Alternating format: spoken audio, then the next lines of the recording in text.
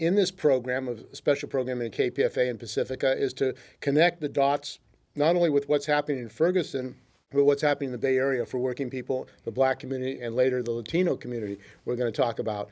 This struggle in Ferguson and the brutal murder of Michael Brown and the conditions of young people in St. Louis are not isolated. And we wanted to talk about what are the conditions in the Black community among youth and among workers who are working to defend the conditions of people in the Black community and also the whole community. So joining us on Work Week on the special programming from Ferguson to the Bay Area, on my far right is Alisia Williams, and she was with a licensed vocational nurse at San Francisco General Hospital, and she recently was in a struggle against workplace bullying, which is going on against a lot of public workers in many, many public agencies. So welcome to the show, Alisia. Also, Brenda Barros, who is also at General Hospital and is an SEIU chapter chair and active in SEIU local, and also in a newly formed committee on labor in the community supported by the Social and Economic Justice Committee of SEIU 1021 to deal with this issue of the community and labor.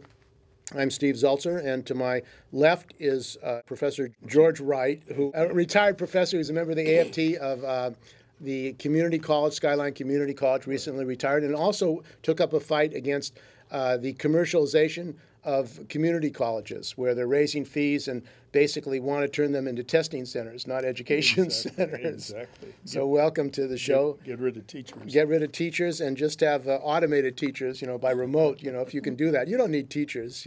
And also joining us is Yolanda Williams. Okay, we got Yolanda Williams, and she's with Officers for Justice in San Francisco. And also Marion Jackson, who is, again, with Officers for Justice, a retired officer in City County of San Francisco.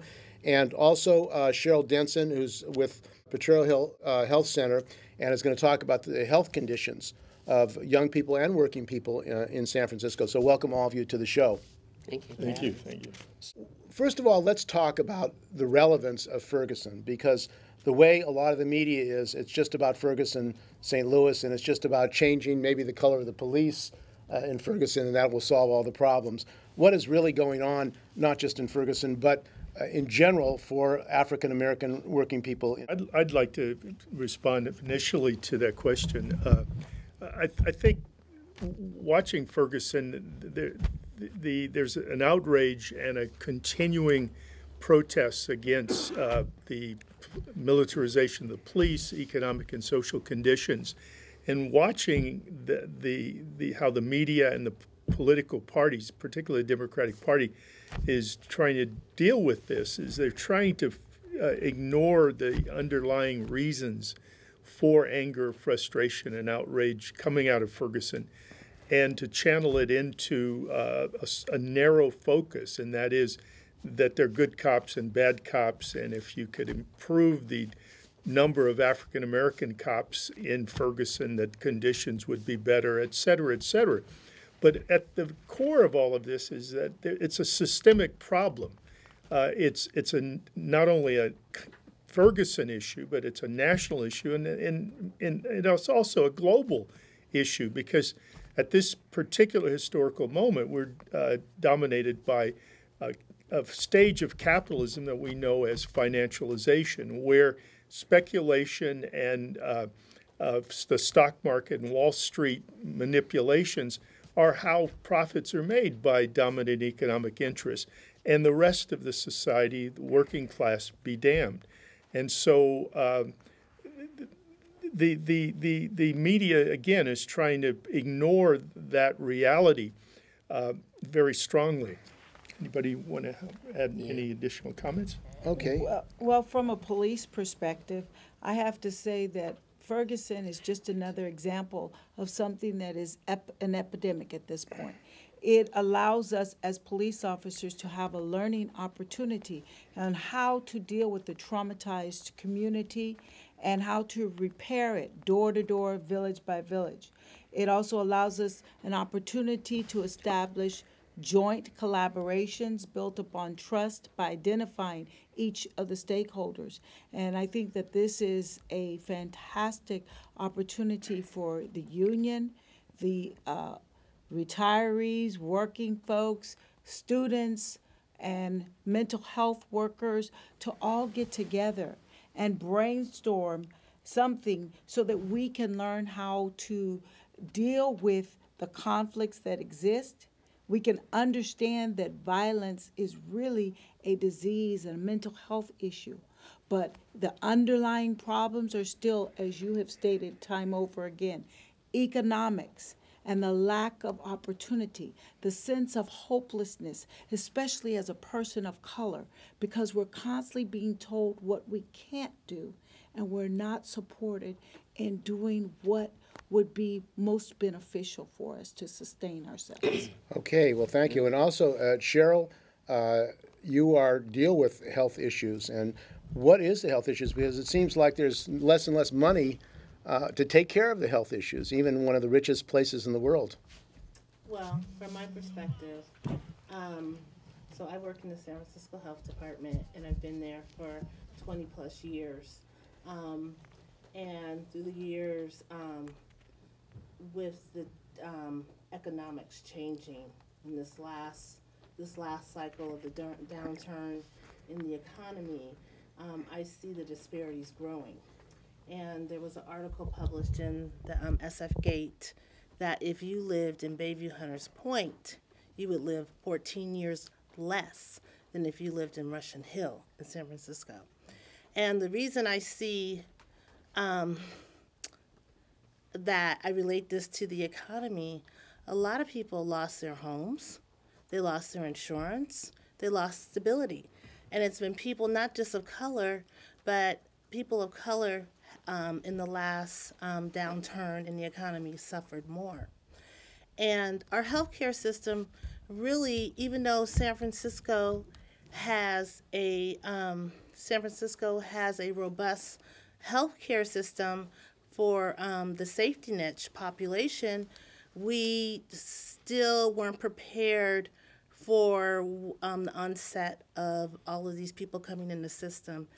And the lack of food access, good food access, the stress, it's put people in a much worse health condition. I also see within the young people, because of stress in the home, there's no money, there's no opportunity, there's more violence. This year in Potreo Hill, there were 5 deaths on the Hill. And we haven't seen anything like that in the last 15, 20 years. It's just another indication of what's going on worldwide, really, the disparities. And it's just interesting to see the dichotomy. If you live in Bayview Hunters Point, you're going to live 14 years less than somebody that lives on Russian Hill. And if we take that on a global level, just look at what's happening in Africa with Ebola. People in these underdeveloped nations, disease is rampant, people are dying. But people in the developed nations, they can survive these diseases. Just look, 5 people that came from Africa that were exposed to Ebola from America, they all survived.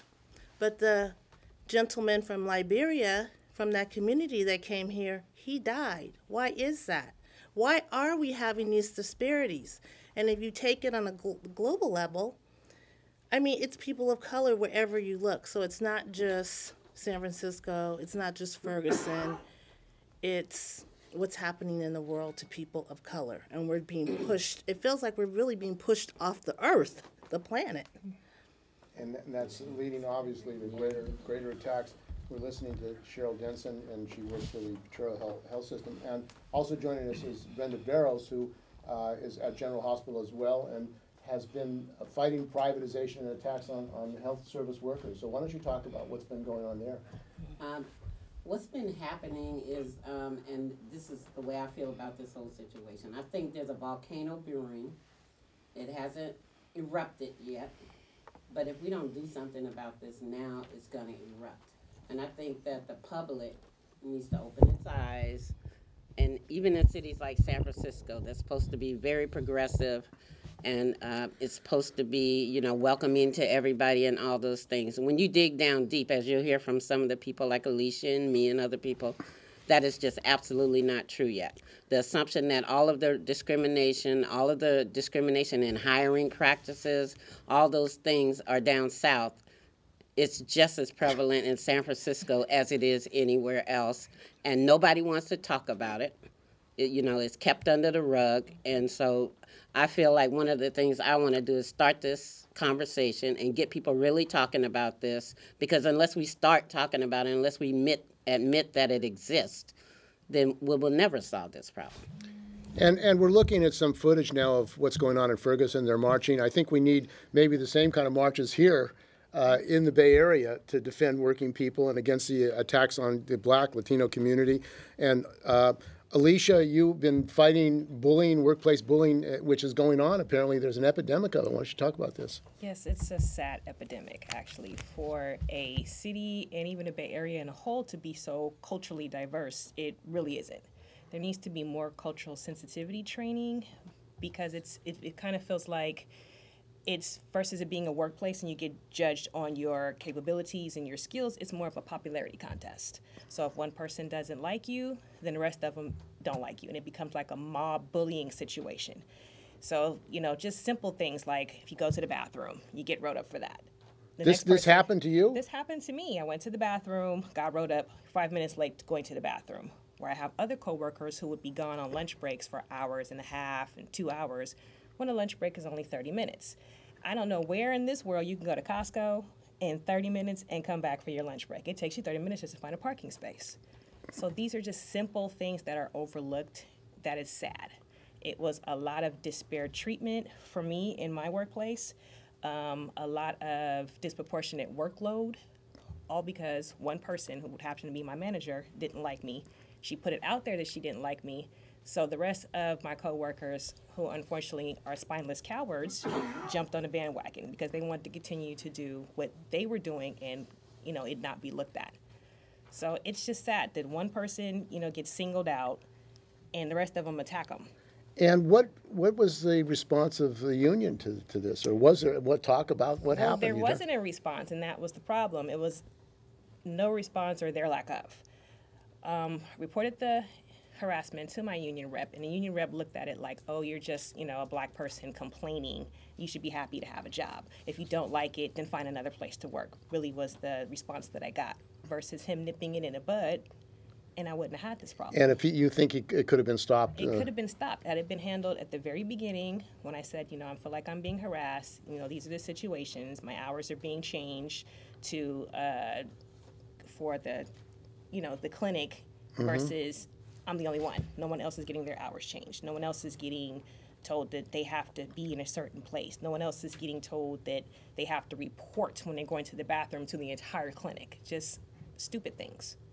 And, I mean, this issue of workplace bullying, I know we're going to be having a National Workplace Bullying Week, the week of October the 20th, because there's an epidemic apparently of all over the country, and particularly bullying of African Americans, of Latinos out of public service jobs. And look at the way the transit workers were treated in San Francisco by former Mayor Newsom, who's now the Lieutenant Governor. He was attacking these workers for being overpaid. And that was a whole campaign. They were writing them up. And I mean, it seems like there's this epidemic of workplace bullying is particularly targeting African American. Brenda, do you want to talk about that?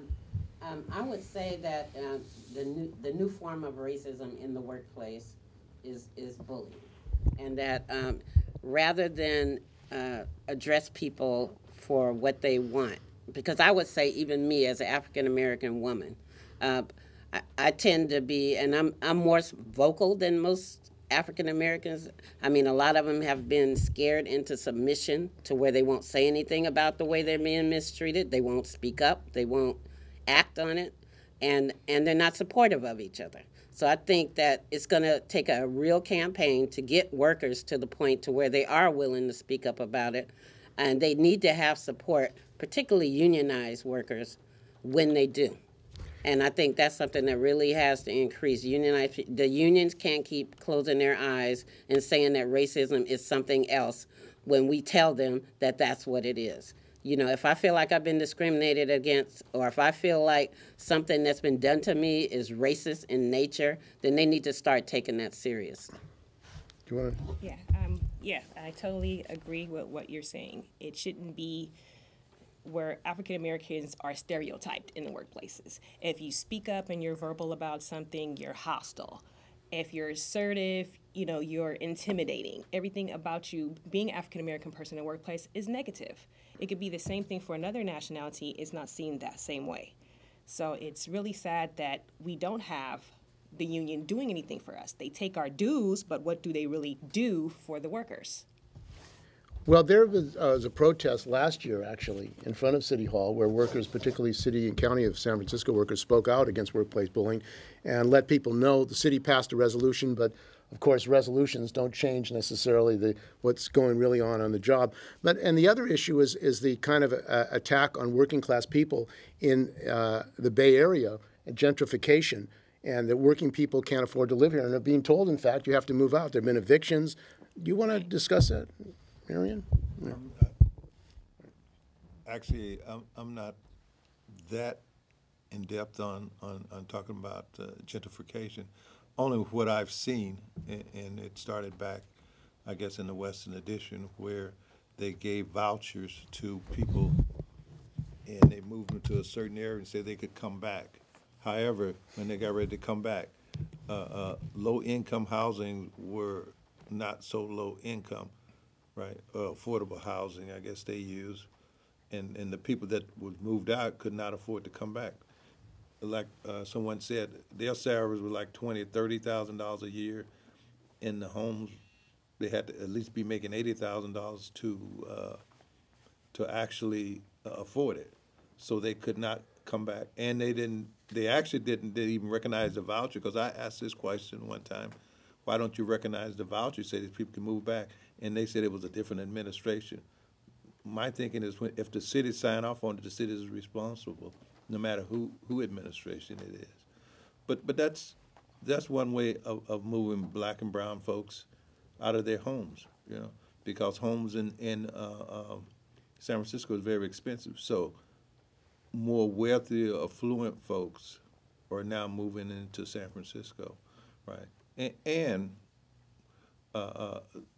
those areas where low-income folks are is crime-ridden, right? That's another way of displacing folk, where you can get arrested and then you can be banned from living, especially in the housing, public housing. And that's apparently happened in San Francisco and other public housing agencies where they ban people from living there. How has that happened? That they privatized. I think they're privatizing the public housing. Right, a lot of it was privatizing, right. But that's a way of if even those people that can afford to live there, there's another mechanism to get rid of you, right? And my thinking is, if your neighborhood is drug ridden, and you know that they sell drugs openly on the street, that's a police problem.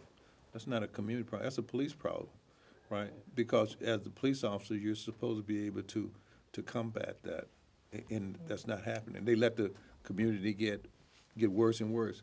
And the other thing is money's going into that community. My thought has always been that, and they had a program where when you confiscate drug money, it comes back to the city. The feds send the money back to the city. City can do anything they want to. I'd say take that money, instead of giving it to the police, give it to the community and fix up that neighborhood that drugs destroyed. That you don't see that. But the money can go into fixing up those communities, painting the homes that they destroyed and so forth.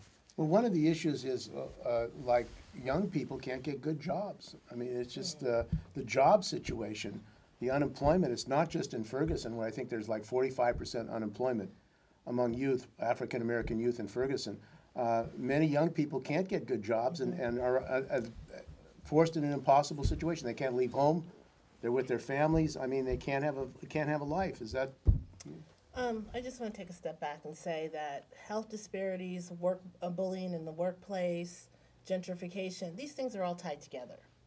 And when you talk about the crimes in the neighborhood, that's because of the lack of opportunity, for the loss of opportunity for people my generation or younger, or the young people just not even having the opportunity, period. We've just been shut out. And I think you know, the education system has failed us. There's just so many things that are wrong, symptomatic in this society. But I want to say that for young people, I have a young son who's 18, and he went to Wilmerdine High School and graduated and got a very good high school education. Now he's in college. I was able to get him employed through the city and county of San Francisco through Project Pole, which is a very good program. But working in District 10 in the Potreo Hill District, I saw a lot of youth in the communities that did not have access to opportunity. And they don't have the basic skills because of what's happening with working class people in our society. Working class people are being pushed out of these inner cities, and they're being pushed out because of the lack of resources. People realize that resources are diminishing. So it's cheaper. Who wants to commute 2 hours every day and put that one way and put that stress on their body? People have figured out if I live in the city close to my job, that's a lot less stressful.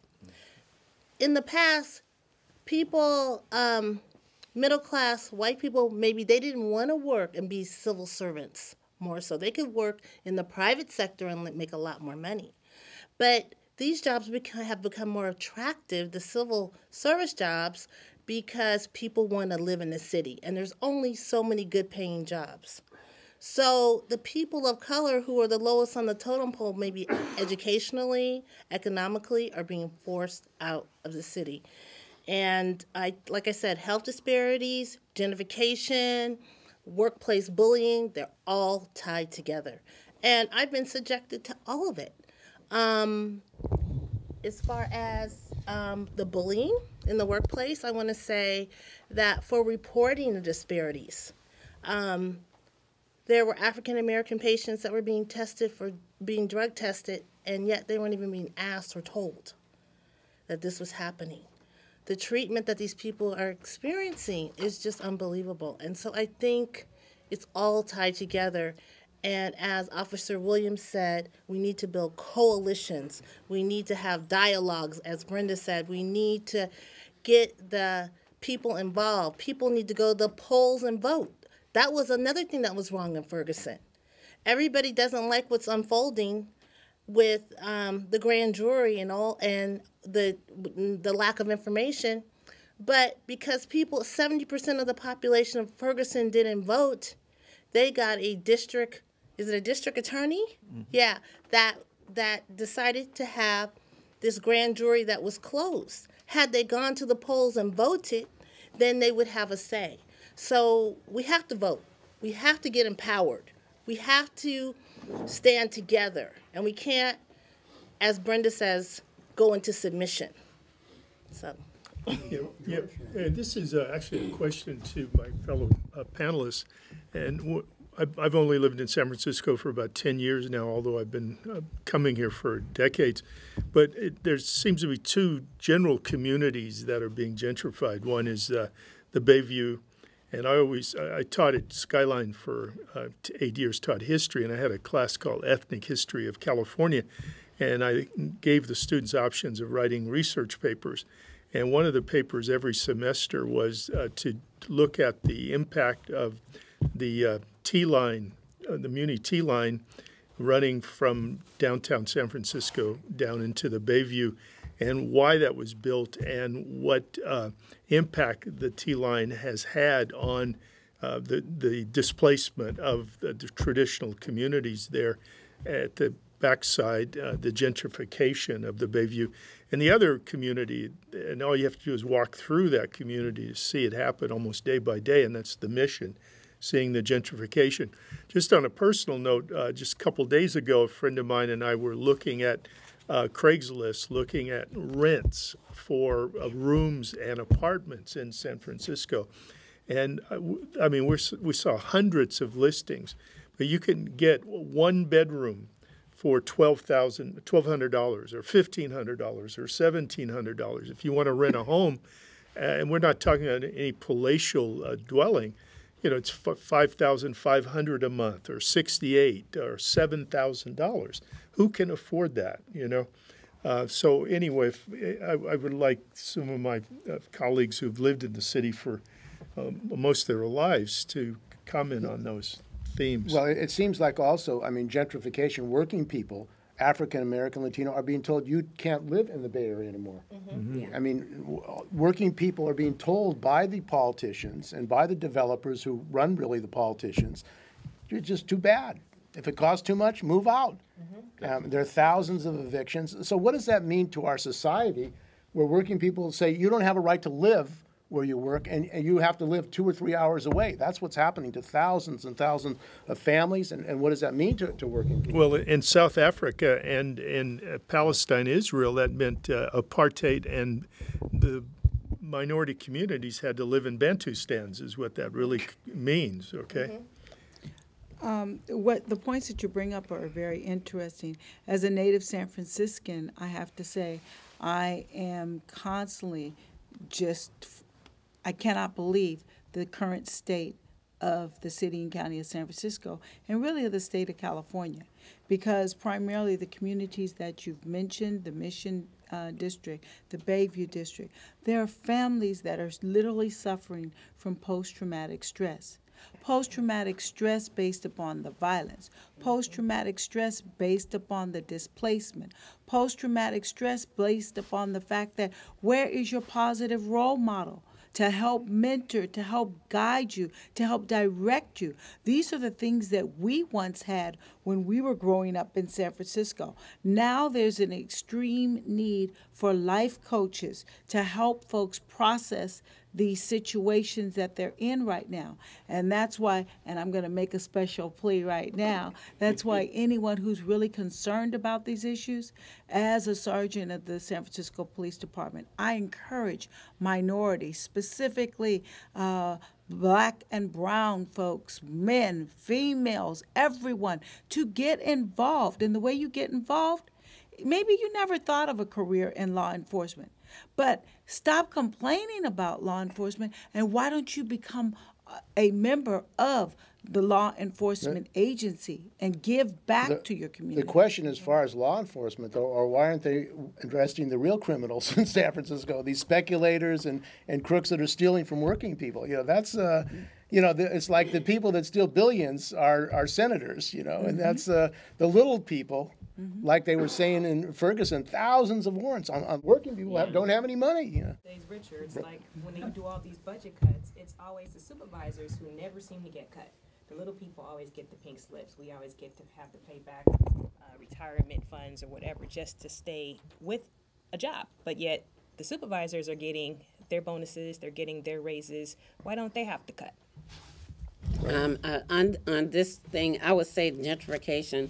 I mean, even the Asian community, if you go to Chinatown now, I mean, the Asians are being pushed out of Chinatown. Chinatown is changing just like the Mission is changing, just like they're beginning to try to change District 10. And if you look at it, it's systemic. There has been a plan made, right? And we're not included in that plan, right? And it's up to us to fight that plan and make sure that what they want to happen doesn't happen. And it's going to take everybody getting together. And that's why I'm a proponent of people from all walks of life. I don't care who you are. I don't care what race you are. There are good people in every part of our society, right? And if we all get together and we say, no, we ain't having this, then they won't be able to do it, right? So as far as that, I see it in District 10. There's an election going on in District 10, right? And I see that is just, to me, people say, why are you so compassionate about District 10 and keeping Malia Cohen? It's not about Malia Cohen. It's about, will District 10 still keep its minority identity or won't it? Because if a white guy gets elected there, that neighborhood and that area will gentrify twice as fast as it's doing now. At some point, we got to put a stop to it. The candidate may not be perfect. It's not about the candidate. It's about the identity of that community. And that's why things like that are so important. And so all these little things are happening all over the city, but it's up to us and the people in those communities to pay attention to this stuff and stop it before it goes any further. That's the only way we're going to turn around the direction of all of this. so that it gets a little better. It's so far gone now, we're never going to totally turn it back to the way it was, but we can slow it down or try to revert it back slowly. Well, yeah. And I just want to say, you have to look at San Francisco is a city really without a county, so the land mass is not large, right? So the only property available, and it's actually the best property in San Francisco, is the Bayview in the Mission, right? The weather's good. You got housing projects sit right on the water, which if you can get rid of those, you're talking about multi-million-dollar properties, right? So there's no place to expand in San Francisco, so now you have to start taking property. And those people who are sitting on there are low-income people, and that's why they're trying to get them out, because it's about money. You got a lot of dot-commers, you got a lot of people with money coming to San Francisco. And it's a class issue, the speculators. Right, it actually is a class issue. They see it as a class, getting rid of these poor people and bringing in rich people so that they can make billions of dollars. I mean, and the role of the police as well, I mean, to defend the class system. I mean, that's what it's about, protecting people who have money. I mean, the people who are evicting are not being arrested. It's the poor people who are being, thrown out of their homes, who've lived there 20, 30 years, their whole lives, and just being thrown out. And at the same time, you have a situation where in Detroit they're shutting off the water for working people, while they're saying we got to spend more money bombing people in Syria and all around the world. I mean, it seems like the contradictions of the system are growing for people as far as survival in this rich country. I mean, this is a rich country. And what we heard about from St. Louis is it used to be an industrial center for auto, for good-paying jobs, like Southern California used to be a center for industrial jobs. But instead, what they've been doing is building prisons. The whole prison industry, you can't get a job, you can't afford to go to school, so we got a prison for you at $30,000 a year for a guard. And this whole militarization and imprisonment of young people, I mean, it seems like it's a barren future for young people in this country and this world. Yeah, I just want to add a footnote to our story here, and I think it's symbolized by the fact that the 49ers moved out of San Francisco and moved to Silicon Valley, and is quantitatively up the cost of attending a 49er football game. I mean, there's no way the Niners should be outside of San Francisco but again, I think it's a microcosm or example of what's happening. One of the questions I feel is very important here is that they talk about San Francisco in the media, whether it's the right-wing media or the corporate centrist media, liberal media and progressive media, that San Francisco is a progressive city. I don't know quite what that means, especially after listening to my colleagues talk about the patterns that are going on here. But one of the questions and concerns I have is that to be a progressive city is that the city is controlled and dominated by the Democratic Party. But from my vantage point, it seems that the Democratic Party is part of the problem because they are linked to corporate military interests that further the objectives of the the accumulation of capital or profits by the corporations in Wall Street. And the best example of that, well, there are two examples. One is Obama and his policies over the last 6-7 years. Whatever sector you want to look at, certainly military aggression, but the privatization of social services and privatization of education. How that plays out in Ferguson, from my perspective, is that immediately when the outrage took place, the protests expanded, the Democratic Party rushed in there with their figureheads, Sharpton and Jesse Jackson, to try to and hold the Attorney General as well, to try to channel the frustration, the outrage, the anger and protest into the political system, meaning just trust the Democratic Party, trust the Attorney General's office because they're going to investigate this thoroughly. One of the scenarios was to systematically have a review of the militarization of the police. My feeling is the outcomes of that is not going to be to the benefit of the community, but it's going to be how to better militarize the police to make it more systematic and effective. So one of the problems about affecting change, I see a kind of if not a detour, a roadblock, and that is that to rely on the Democrats doesn't seem to be getting anywhere. In fact, it's going the opposite direction. So that's my concern about all of this. And I would agree with you on that, right? We can't rely on political parties because you're right. A lot of the Democrats, if you look at their policies, and I'm looking at myself as a city worker, and we've had Democratic mayors over and over in San Francisco, and it seems like with each mayor, as the terms go on, the attack on public workers gets worse and worse, right? So you have people that are progressive about gay marriage, but then they seem to want to, put their heel in the neck of all city workers. They feel like we're all overpaid. They don't appreciate the work that we do. They don't understand that we're the ones that run the city, and we're the ones that I'm the one that the patients know when they come to San Francisco General. It's not Barbara Garcia, because they never see her, right? So they need to start respecting the workers a lot more, and I think that is something that is lacking. They have had an ongoing campaign for years to give the public a bad impression of public workers, and it's been working. Honestly, it's been working. So, public workers have started to begin to, start our counter to all this damage that's been done. But for the public, working people need to unite together. It doesn't matter whether you're public, private, nonprofit, whatever. If we all stick together, then they won't be able to do that. But right now, the divide and conquer has been working for the powers that be, and we just have to say no. We have to say no to that, and we have to get more and more people to say no to that. And by educating people, by, once again, getting people to speak up, because a lot of people suffer in silence and they won't speak up. So we all have to start speaking up, like it or not. And yes, some people will be fired when they speak up. I mean, somebody has to put their neck out there.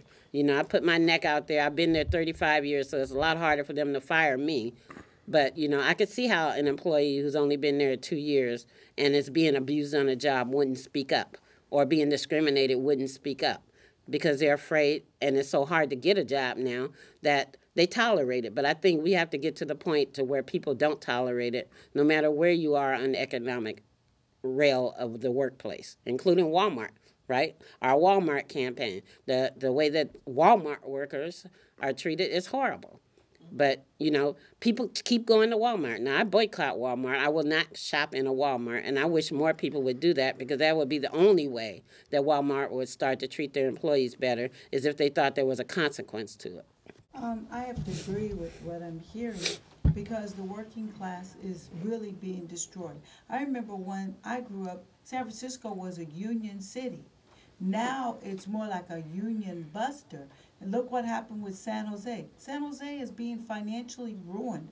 The workers are actually leaving San Jose, and they're trying to come into our city to get employment. That's going to create issues for us, though, because San Francisco workers have always been known to be very passionate about labor issues and supporting each other. And I think that is paramount. And then the other thing that you talked about this being a progressive city, I don't see it that way anymore, because we're losing ground, because there's still one topic we refuse to talk about because it's just too uncomfortable. And I'm speaking about race relations. That's right. There is a rage that continues to perpetuate itself. And it comes across the class lines. Yes, it even is, we know that those who are LGBT have experienced the same type of racisms that we experience, those of us who are of color. But again, we don't want to talk about it. We don't want to face it. And until we decide we are prepared to talk about that which is most uncomfortable, I don't think we're going to work our way out of what we've dug in for this point. Well, one of the issues is that this campaign against public workers the Black and Latino community have been able to get good paying jobs in public service as bus drivers, as school teachers, as public workers. And now they're being told, you're not going to be here anymore. That's right. We're getting rid of you. So I consider that part of a racist attack. It's not just an attack on the working class, but it's an attack on those workers who've been able to fight to get good paying jobs. Post office, good paying jobs. And those are the jobs that they want to outsource. Staples, destroy those public jobs and go to work in a Walmart. They're pushing people, really. And this is young people, even retired people. Their pensions have been stolen, so they end up in a Walmart working until they die. I mean, this is and at the same time, I mean, what I find extremely interesting is at the same time you have all these billionaires in this country. In the city. You have 111 billionaires in California. You have over 27 billionaires in San Francisco. And they're telling the working people, the public workers, we don't have enough money for health care. And there's your progression. The city of San Francisco is progressively keeping the Black and browns down. There's the progression right there. Instead of people being able to get jobs, again, like I said prior, for their skill level and their capability and their education and their merit, it's a popularity contest. If you're not one of the popular kids, then you're out. And it's sad, and something needs to be done about it. Workplace bullying should be made a law. They have laws now, they're starting to do it in schools. Why can't they do it in the workplace? Should managers and supervisors be allowed to talk to people like they're less than or subspecies? And if you speak up and say something like, I don't like this or I don't like that, then next thing you know, you're out of a job because you're inappropriate or you're insubordinate or you're causing a hostile work environment. And it's not you, it's a supervisor. No one should be able to go to work and feel uncomfortable. It causes you to make mistakes. It causes you to be walking on eggshells, and all kind of things can go wrong when you're like under attack. Who wants to be attacked at work? You're attacked at work. You get out of work, you get on public transit, you're attacked by the public who's angry because they couldn't get the job that you have. It's just an attack. It's become a war zone in San Francisco, in the Bay Area, period. It's just a war zone, and it's sad. I'm been born and raised in San Francisco, and I've seen all the changes from the T-line to even the bus driver on the buses. It used to be dominantly an African-American and Latino job. Now all I see is Asian people driving. Even when I worked in the employee health part of San Francisco General, where they process all the new hires, out of 10 hires, you'll get 1 Latino. The next set of 10 hires, you'll get 1 Black. But most of them are Asian and Caucasian. What's wrong with this picture? Well, another area is the hotel industry in San Francisco. The fact that the hotels will not hire African Americans. And, it's interesting. At St. Francis, there was 1 African American left there, and they had a strike 4 or 5 years ago. What do? They go to Hunters Point and bring in Black youth to work as scabs. And then as soon as the strike is over, they fire them. So in other words, they will not give jobs to young Black American males, decent jobs in a union situation, and then after this, they'll use them as scabs and then fire them. So what does that tell you about industry, how they look at young African American youth who need jobs, who want to work? Shows that nothing has changed. Yeah, it shows that nothing is. It's workforce development. In the San Francisco Health Department, right now there's a committee about workforce development. And I'm on this committee, and it's really baffling to me. There's a tool, the performance appraisal tool.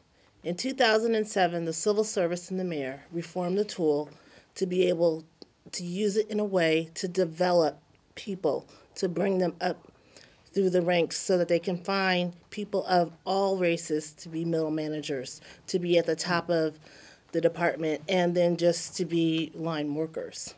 But unfortunately, at least in the health department, it's been my experience that they haven't used the performance appraisal tool that way. You get the performance appraisal after the fact. There's no goals, there's no aims, there's nothing given to you on the onset. They don't even, so if they use that performance appraisal tool correctly, people would be developed, they could go get education, they could mentor, they could develop the workforce of San Francisco so it could stay diverse. And this I don't see happening, and I think that this is another issue as well, is why so many of us are being forced out of, at least in the health department being bullied and being not treated fairly. I'm sorry. Alisia said, you know, it's a popularity contest. And I would agree with that because there's a lot of nepotism in our department. Suddenly, somebody comes in as a volunteer 1 week, the next week, retroactive pay, they're at $99.24. Next thing you know, you turn your head, they have a job, $125,000. It wasn't posted. They're my boss. They don't know anything about the department. They're not even passionate about the community that they're serving. And they're there telling you, you know what, you don't know your job. You need to leave. There's no workforce development. And the sad thing is, people walk down the street, they see a black young youth, male, like maybe my son's age, 18, wearing a hoodie. The first thing, including myself, I do, if it's dark, I'll grab my purse. I'll clutch it. I'm scared. I'm going to get robbed. Why is that?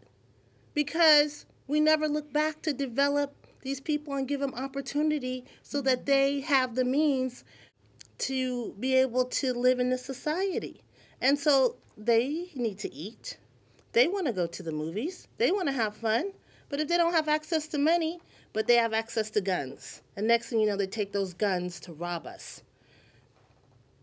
I don't know. It's just getting out of control. But I mean, it's like the big criminals are the corporations, the people that rob people from the homes, the banks, stole all these homes. I mean, millions of people are thrown out of their homes. $27 trillion. Lost their homes, $27 trillion. Those people never go to jail.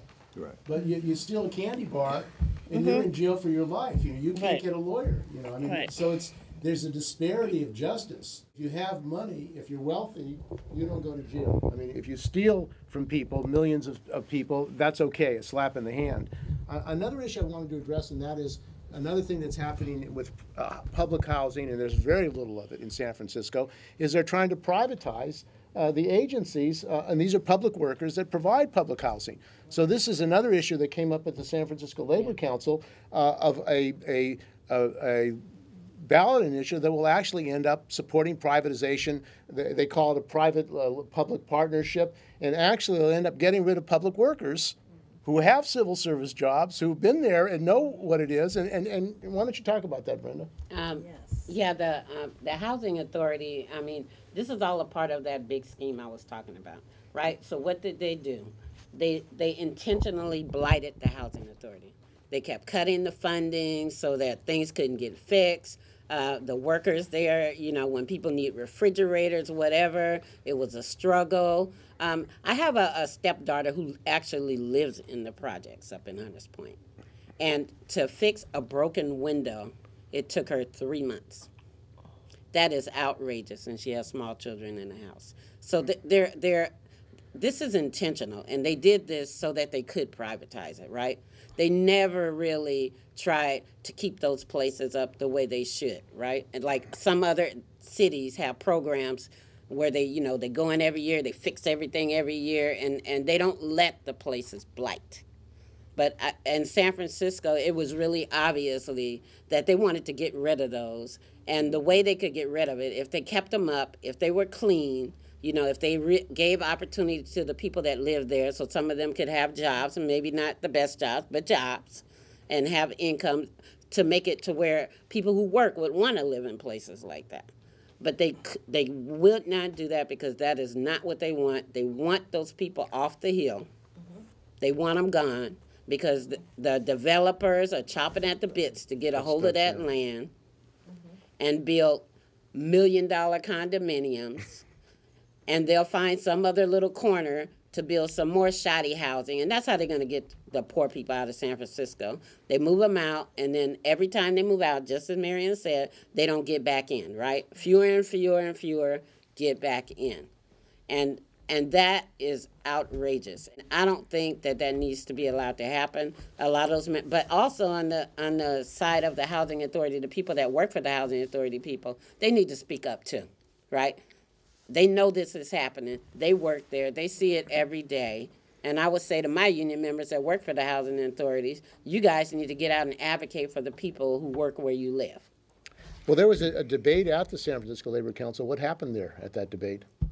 Well, I mean, there was a debate about it, and people decided to support the mayor's program, basically. And it's because, they've fallen into this. And I would say in many ways organized labor is in many ways not so much the regular workers, but the leaderships of organized labor are part of the problem too, right? They have the same mentalities as the other corporate Democrats about things. And that's why us who are labor members, we need to speak up within our own unions and change that, right? Because they can't get away with it as long if we're not letting them get away with it. But as long as we're complacent, as long as you see union members that have the idea where they don't want to get involved, they don't want to think about things, they just wait until the union tells them what to think and tells them what to do.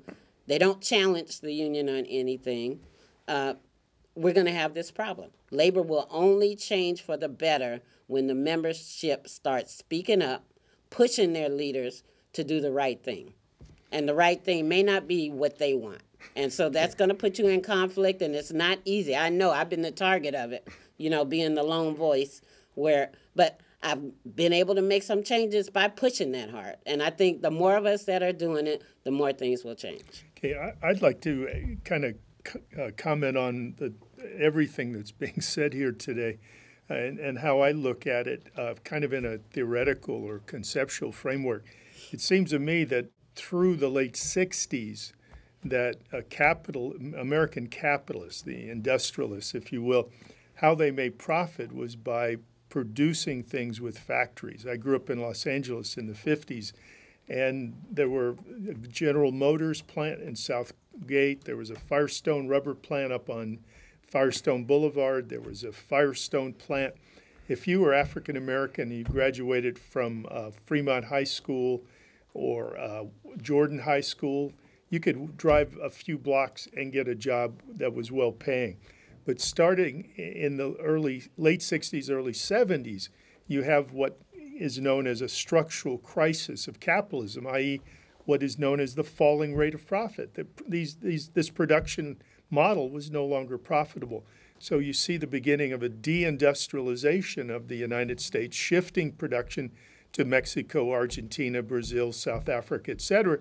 And then the level we live in now, it's Bangladesh, Honduras, and China where the labor is. Now, the Chinese workers are beginning to mobilize and get angry, and capital is going to shift to some other plan. My belief is they want to third worldize the United States and bring the factories back to the United States without unions, without high wages. And that tends to be the rhetoric that you hear, and the process is underway. To justify this new accumulation model, meaning profits from outsourcing, moving towards speculation and financialization, increased military spending. We have to remember these wars are making a lot. If Afghanistan may be 11, 12 years, it might be a loss on the ground, but it was enormously profitable for Boeing, Lockheed, McDonnell Douglas, and the banks that were involved in those transactions. We have to remember that, okay? So we have now a new accumulation model in the 1970s where profits are going to be made without producing anything. Therefore, you don't need labor in the United States. 40 years later, with our discussion about San Francisco, we can see the results of that. Now, I think what we need to do to add to that structural development is the political framework or the ideological framework that is the template, if you will, or the guidelines for this process. And that template is known as neoliberalism. There are many books that have been written about neoliberalism. David Harvey's Neoliberalism, A Brief History might be a good place to start. But what were the guidelines of neoliberalism? Privatize the public sector, eliminate the social safety net, cut taxes for the wealthy, bust unions, okay? And that framework was basically put into place by the mid-'70s, early '70s. And by Democrats and Republicans. By Democrats. I did my PhD dissertation on the Carter administration, and I saw it. This was, I worked on this about 20-some years ago. And I could see that Carter, who was elected by a traditional New Deal electoral coalition, the kind of coalition that Roosevelt put together in the 30s, including African Americans, liberals, labor unions, workers, et cetera, et cetera. Carter was elected by that coalition, but as soon as he got into office, he began to shift away from a Keynesian demand-side process to a supply side. And then Reagan comes in and institutionalizes neoliberalism.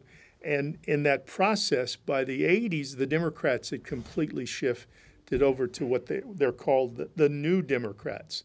And that's Clinton and obviously Obama, Dukakis, and others. Well, even in this whole situation of Ferguson, getting back to what is the solution to Ferguson? I mean, you can have more black police, but if you have mass unemployment, if young people don't have a future, what does that mean? It means more repression. And there's been no call for a mass jobs program to put young people back to work. There's been no calls for free education. Put these youth in schools, get them jobs and pay them to go to school so that they have an education. And make education free like it used to be. That's what I'm talking about. I mean, in California, they have 111 billionaires, and kids are going into debt to get money to go to school. And it used to be school was free to go in California. And we can't afford to go to school for free in California, in the richest state, one of the richest places in the world. And the least we could do is make the community colleges, if nothing else, free for our young people. Of course. We have lost our whole educational system. We think all we need to do is get a kid through high school. It requires far more than that. We have to raise the standards for our young folks, and we have to do it by example. And young people want to go to community college, even going to community colleges. I interviewed some McDonald's workers here in Oakland, where we're doing in the East Bay, and they couldn't afford to get money to go to community college. I mean, why are they charging so much money to go to community college? I mean, this is a crime. In this rich state, in this rich country, they're charging people to go to a community college? And one of the ways to finance it is we get all of these big businesses coming to San Francisco, make them pay into the educational system, the community college, to make it free, because they reap the benefit because they get the workers, right? So, but they're giving tax subsidies to Twitter. They're giving tax subsidies to these companies instead of saying it's like this transit tax in San Francisco. They want to have they don't want to have a transit tax on the billionaires. They want working people to pay more money for buses. In fact, the BART workers were told during the negotiation that they had to take a pay cut so they could buy new trains. Right. Can you imagine that? I mean, you tell the workers who do the work, you have to take a pay cut so you can buy new trains? I mean, when every time you open up a new station, billions are made because the price of the property goes up. These developers make a fortune, these speculators. But they're telling the workers, you got to take a pay cut. Now, there's going to be a strike on Friday at the Golden Gate Transit District because they're telling the transit workers, Golden Gate Transit District, they have to take a pay cut because they're going to go to a bronze plan under Obamacare, and they have to pay more of their own wages for their health care. And they're basically cost shifting, making the worker pay more and more for their health care instead of making the billionaires pay and the wealthy. I have to add a footnote. I just retired from teaching at Skyline College for 8 years. Many of my colleagues I have enormous respect for. Some of the administrators I have enormous respect for. But at the same time, the cost of education during that period rose. When I started teaching in 2004, I think it was $20 a unit. When I retired, it was $46 a unit. When I went to community college in 1962, LA Harbor Community College, it cost $7.50 for 15 units. Textbooks cost about $2, et cetera, et cetera. Now a textbook costs $120, $200, et cetera. And it's outlandish. But at the same time, part of why I retired after 46 years of teaching is I politically and pedagogically and morally could no longer operate within the public education system because I was finding myself having to be in complicity with the restructuring of education that was happening right in front of my eyes. It had been creeping since the 70s, but it had accelerated under the Obama administration to where they want to, again, get rid of teachers. They want to standardize curriculum. They want to create computerized tutorials. The big deal is online education. My feeling about teaching, I can't see my students' eyes if I'm teaching online, okay? And I got to see their eyes, okay? So, you know, it's happening. And the problem is that the faculty at Skyline, I found, many of them were very angry about what was happening, but they were 46 years old or 50 years old or 38 years old. They had families, they had mortgages, et cetera, and they couldn't protest. They just had to sit there and say, you know, I'm going to retire in 12 years. I got 12 more years in this. And of course, I mean, the education about all the things we're talking about has to go on. I mean, that's one of the reasons we're having this show. The labor movement, the union should be educating people about privatization. They should be educating people about militarization. I mean, there was a resolution that was passed by this committee that's been set up. And what are the plans to do with that? Well, we've written a resolution. Actually, the committee, there's like 3 tracks we're doing, right? There's going to be the political track. There's going to be us going to the labor unions. First thing, SEIU 1021 Social Economic Justice Committee. And I want to thank them for, it wasn't easy for me to get this group growing within SEIU 1021. As a matter of fact, it was very difficult. I faced all kind of resistance.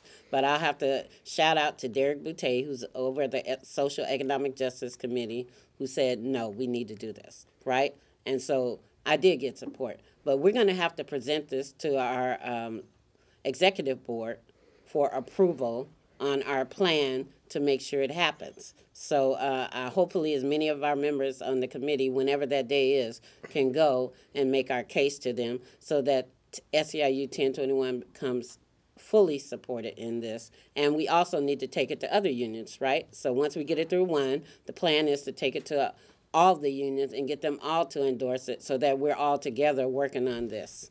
And the whole issue of labor in the community, the unions have an opportunity to unite with these communities and say, we're together, we're fighting the same fight for working people, for the young people. We want the young people to have a job.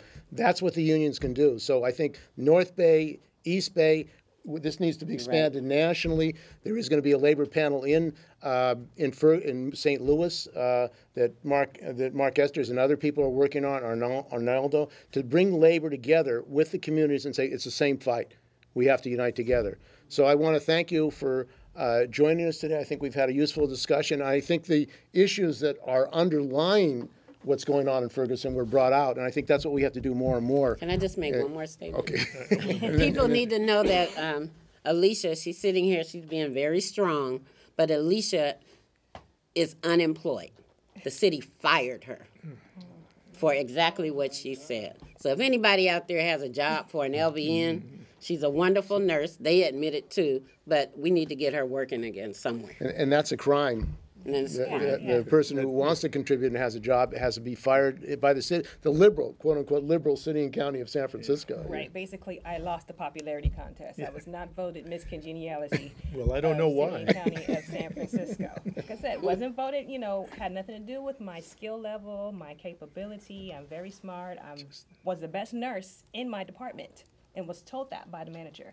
But she labeled it, it's your behavior, as if I'm 5 years old. That's right. It's a personality issue. And this happens and happens more and more. Workplace bullying, going after those people who do speak out. Right. And do stand up for their rights and principles. Those are the people that they have a problem with. And George, last state. When I left Skyline, somebody had a problem with my behavior as well, and that's exactly the word that was used. I just want to add about our coalition. It's called the San Francisco Coalition for Community Relations. We've met. Brenda's been a major engine behind all of this, but we have an agenda and we plan political action. But I also want to suggest there are a lot of groups in the Bay Area and San Francisco are concerned with these issues, and we do hope at some point that we can come into contact and work in a broad sense with all of those groups. We don't want to be an exclusive club. Okay, well, thank you very much. And you've been listening to WorkWeek KPFA.